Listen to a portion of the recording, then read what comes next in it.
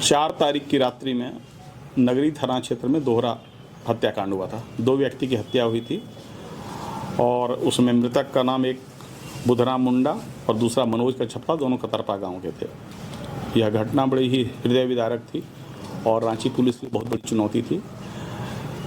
इसमें तुरंत ही एक SIT गठित किया गया रूरल SP के नेतृत्व में, और इस पूरी टीम में जो लोग थे उसमें सुमित कुमार अग्रवाल रूरल SP थे, अरविंद कुमार DSP 2, महेश्वर प्रसाद सिंह सदर अंचल के पुलिस इंस्पेक्टर, रामनारायण सिंह रातू थाना प्रभारी, अनिल कुमार तिवारी और मांझी थाना प्रभारी, अभिषेक राय थाना प्रभारी नगरी जिनके एरिया में घटना घटी थी, दलादली OP का संदीप कुमार, नगरी थाना का शुभम कुमार, रातू थाना का उज्ज्वल कुमार और उसके बाद QRT टीम और हमारे टेक्निकल सेल की टीम थी। ये पूरी टीम ने आउटस्टैंडिंग इन्वेस्टिगेशन किया और इस इन्वेस्टिगेशन के बाद हम लोग जो है 2 अभियुक्त को इसमें पकड़ पाए हैं। पहला वह अभियुक्त जिसने गोली चलाई, उस व्यक्ति का नाम मनोहर टोपनो है। ये आर्मी का जवान है। ये 47 RR रेजिमेंट का जवान है और ये भी नौकरी कर रहा है। कुपवाड़ा में इसकी पोस्टिंग है और कुपवाड़ा से जिस हथियार से इसने गोली मारी है वह एक AK-47 हथियार है जो आर्मी का हथियार है। घटना बड़ी ही सनसनीखेज घटना है। कारण जो ये बता रहा है और जो प्रथम दृष्टया सही प्रतीत हो रही है, इसका कहना है कि 2015 के आसपास इसने एक एग्रीमेंट किया था ज़मीन का उसी गांव कतरपा के शनिचरवा मुंडा से। उसी का भाई बुधराम है जो मृतक है, लेकिन इसने 2 लाख एडवांस किया। 36 डिसमिल ज़मीन थी, 22,000 रुपये प्रति डिसमिल बात हुआ, 2 लाख इसने एडवांस भी दिया, लेकिन उसके बाद वह ज़मीन उसको डिलीवरी नहीं होने लगी। उस शनिचरवा की मृत्यु हो गई। फिर बुधराम जो था उसने इसे देने से मना कर दिया और लगातार अड़ंगा लगाता रहा। बहुत दौर का निगोसिएशन चलता रहा। फिर इसने जो है एक एग्रीमेंट किया कि चलो 36 में से 18 डिसमिल ही दे दो।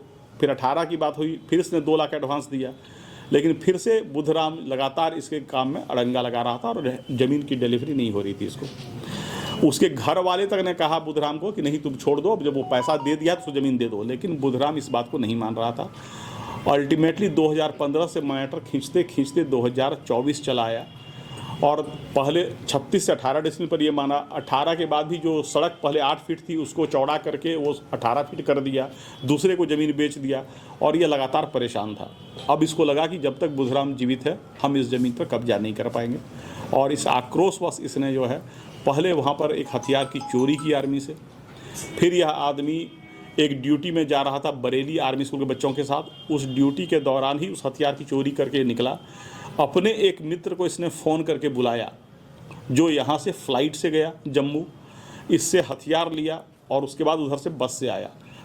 जम्मू से दिल्ली बस, वहाँ से फिर मुजफ्फरपुर से रांची। यह AK-47 लेके उसका जो दोस्त है, जो दूसरा आदमी गिरफ्तार है, वही लेकर आया था। इस हथियार का ही उपयोग उस घटना में हुआ है। घटना में और 2 शामिल थे। जो बाइक पर चला रहा था वो भी गिरफ्तार नहीं हुआ है, और एक और आदमी है जिसने एविडेंस को डिस्ट्रॉय करने में नष्ट किया है। उन दोनों की गिरफ्तारी का प्रयास हम लोग कर रहे हैं। इसका कहना है कि उसी आक्रोश में उसने गोली मारी है। सर कितनी गोली मारी होगी 47 से?